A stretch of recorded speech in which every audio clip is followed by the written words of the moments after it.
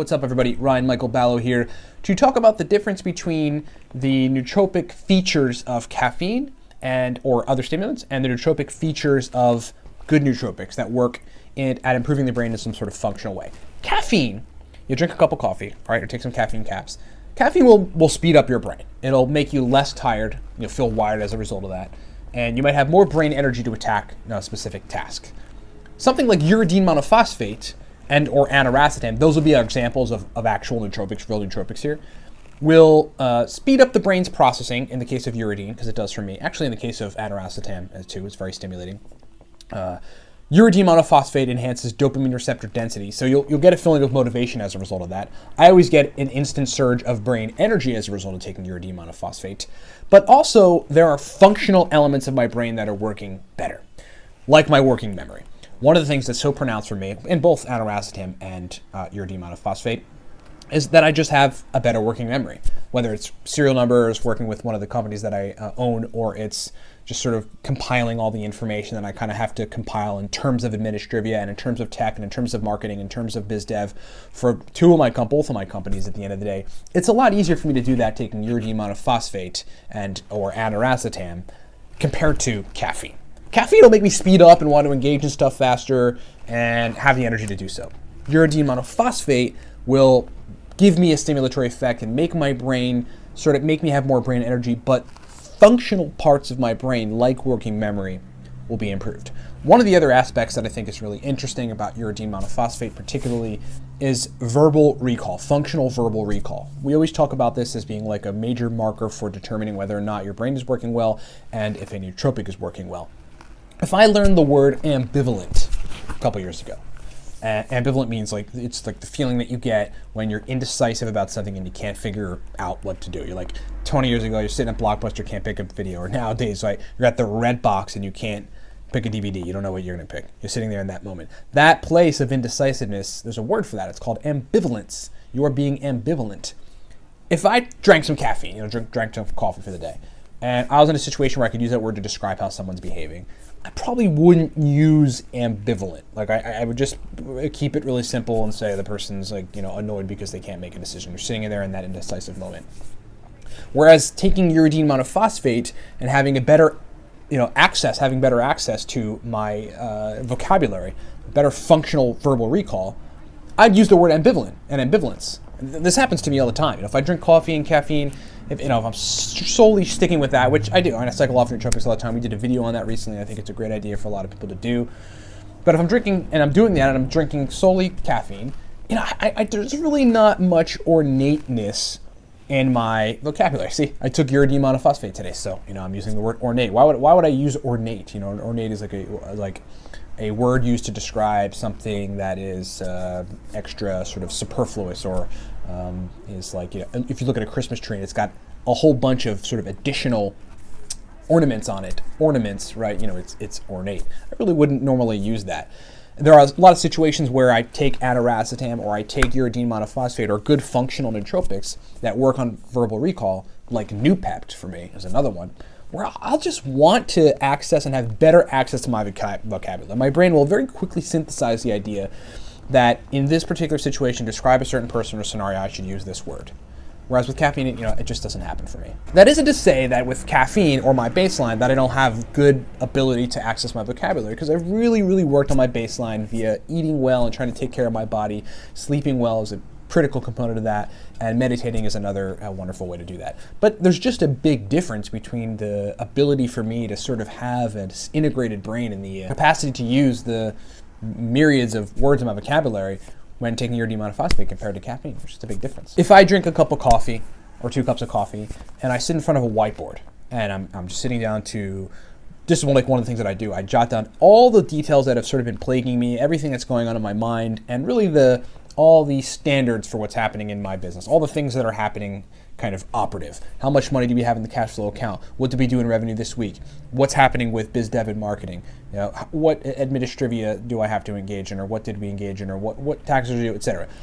And put all these details together and then approach the scenario, approach the whiteboard in a way where I'm trying to figure out what to do next and how I can cross things off the list, or how I can look at each individual thing and make it better. This is a problem that I got to solve, how I can solve that problem.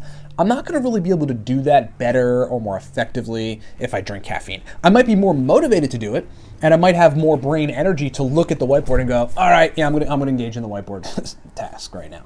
But I'm not going to have like a better ability to do that. I won't be moving in that kind of direction of having synthesized creativity in my brain and a good creative synthesized state to be able to approach something like a creative task like whiteboarding. Whereas if I take aniracetam, 1,000 milligrams aniracetam, let's say, it's totally different for me. Not only am I motivated to do it, I'm stimulated to go engage in that creative task, but I like doing it and I'm better at it. I'm better at looking at a bunch of details, right? Think about this, looking at a bunch of details, synthesizing them in a way that makes me understand. I'm trying to solve problems within them because I have a better working memory. And I'm holding all this information in my head at once, and that's kind of allowing this sort of synthesis of putting things together. And that happens when I take aniracetam, which works on functional elements of the brain, as opposed to caffeine, which is really just about performance. So the difference between the two, stimulants and good nootropics, is that stimulants work at performance enhancement. They will make things faster. They will give the brain more energy to basically just engage in things with the functional capacity of baseline.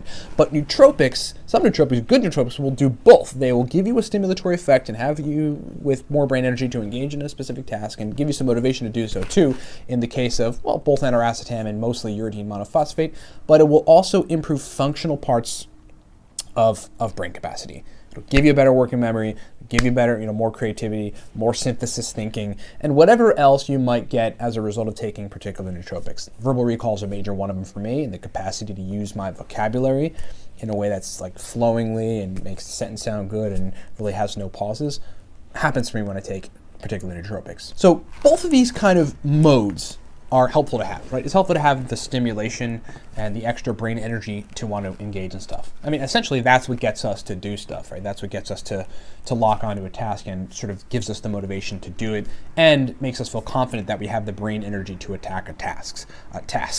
And having functional improvements in things like working memory, creativity, and verbal recall is also incredibly awesome. So, both of them are cool, and I guess you really have to understand as a cognitive biohacker which situation you're going to apply, which nootropic or which compound. There are some situations in which I really don't want to take aniracetam or uridine monophosphate. I'd rather just drink some coffee, and maybe that's like me engaging in a bunch of tasks that don't require a whole lot of thinking, but might just require me to have the brain energy to just knock stuff out. Whereas if I want to do thinking and creative work and synthesis work and maybe reading, I definitely want to take something like uridine monophosphate or aniracetam to actually improve the functionality of the aspects of my brain that I'm going to have to use in order to make this a more efficient task and for me to learn more about what I'm doing and for the engagement in whatever endeavor I'm hitting up to ultimately provide a better outcome. Interesting strategy. Insofar as really the ingredients that we're talking about. We talked about this sort of on a recent video about a stack that I created that's similar to modafinil that you could use too, and you could look that up. A natural version of modafinil in Live Cortex, you're going to find it.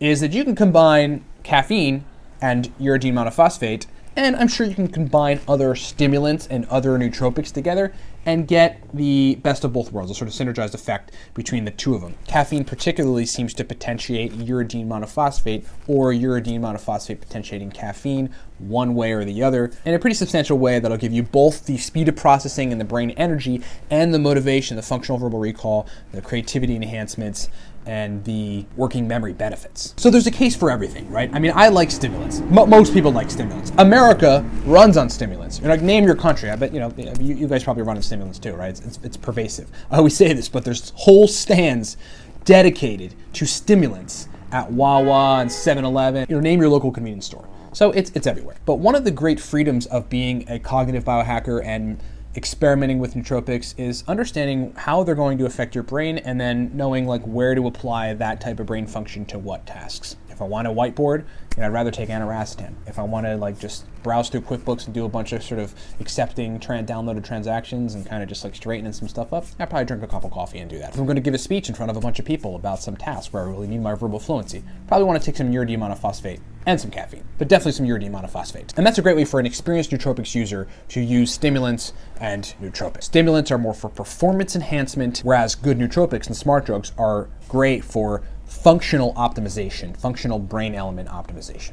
Thank you so much for watching. If you have not subscribed to the channel, if you're watching this on YouTube, please do. The subscriber list is growing pretty awesomely, and I am super thrilled about that. Comment in the comment section if you have anything to say about that, because we, unlike a lot of other people out there, actually like to engage with people in the comment section. Check us out on iTunes, where we launched a podcast that is all about nootropics. We recently just did a podcast on acetyl L-carnitine. That was 008. 007 we did on the interplay between entrepreneurship and nootropics, which is a very, very cool podcast for you business people out there. And we've done a bunch of other podcasts ranging from ginkgo biloba and the nootropic effects of ginkgo biloba and some of the mechanisms, as well as oxiracetam, how oxiracetam took me out of a sleep deficit and put me in a great brain state as a result of taking it. And we are launching another one pretty darn soon on Noopept. I am working on it now, and Noopept is pretty amazing. Lastly, if you've not tried Cortex, our nootropic stack, grab a bottle at livecortex.com and combine Uridine Monophosphate, which I'm gonna start writing a lot more about Uridine Monophosphate because to me it is like a wonder nootropic, with CDP choline, another wonderful nootropic compound, artichoke extract,